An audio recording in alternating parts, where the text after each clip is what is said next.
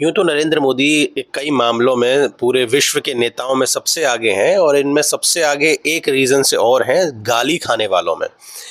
नरेंद्र मोदी जी को मुझे लगता है कि जितने भी राष्ट्र नेता या अंतर्राष्ट्रीय नेता हैं, उनमें सबसे ज़्यादा गालियाँ पड़ती हैं।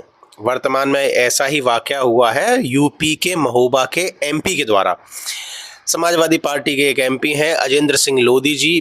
दरअसल लोगों के सामने जब माइक आ जाता है तो वो ये भूल जाते हैं कि उन्हें कैसे बोलनी चाहिए और उनके पद की गरिमा क्या है, उनके शब्दों का असर क्या पड़ेगा और उन्हें वाहवाही के लिए नहीं बोलना चाहिए, अपने ईमान धर्म को देख कर के बोलना चाहिए। हालांकि नरेंद्र मोदी जी से व्यक्तिगत किसी का भी मतभेद हो सकता है और विचारों से मतभेद हो सकता है, लेकिन वो देश के प्रधानमंत्री के पद पर सुशोभित हैं, तो उनके लिए ऐसी अमर्यादित भाषा का प्रयोग करना निंदनीय है।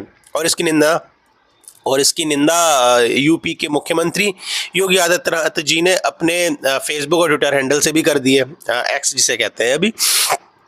बहरहाल कहा क्या है, अजेंद्र सिंह लोधी जी ने कल, जैसा कि नरेंद्र मोदी जी ने कहा था डीजल पेट्रोल इन सब की खपत को कम कर दीजिए, तो इसके एवज में बोलते हैं कि अगर डीजल पेट्रोल इन सब की खपत को कम करना है तो अपनी विदेश यात्राओं को क्यों नहीं रोकता ये नरेंद्र मोदी एक नंबर का हरामी है और ऐसा प्रधानमंत्री भविष्य में कभी नहीं बनेगा और इतना हरामी ना अभी तक हुआ है ना अभी आगे होगा। ऐसी अशोभनीय भाषा, मर्यादा को भूलना नहीं चाहिए, चाहे माइक आ जाए या कुछ भी आ जाए। और हालांकि नरेंद्र मोदी जी के लिए कुछ नया नहीं है, हर चुनाव से पहले, चुनाव के बाद, हर हर घटना से पहले, घटना के बाद, घटना के दौरान नरेंद्र मोदी जी को गालियां पड़ती ही रही हैं। और ये मैं भी बहुत दिनों से देख रहा हूँ, मनमोहन सिंह जी को इतनी नहीं पड़ती थी, नरेंद्र मोदी जी को गालियाँ इतनी पड़ती हैं।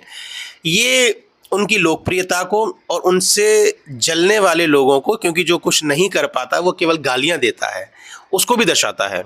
बहरहाल मैं और आप सभी भी निंदा ही करेंगे इस कृत्य की। नरेंद्र मोदी जी से वैचारिक मतभेद हो सकते हैं, व्यक्तिगत मतभेद हो सकते हैं, लेकिन गाली देना तो अशोभनीय है भारत की के प्रधानमंत्री पद की गरिमा को बनाए रखने के लिए भी।